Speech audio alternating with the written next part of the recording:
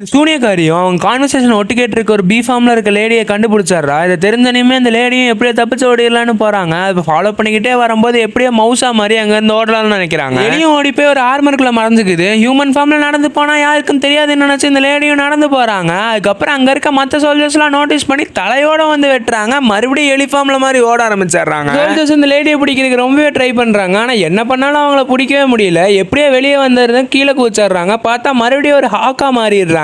மாறின காரணத்தினால கீழே போய் மறுபடியும் பறக்க ஆரம்பிக்கிறாங்க. இப்பதான் தப்பிச்சிட்டோம்னு நினைச்சு பார்த்துட்டு இருக்கும்போது அவங்க அம்பு விலெல்லாம் வச்சு மறுபடியும் அம்பம்பா விட்டுக்கிட்டே இருக்காங்க.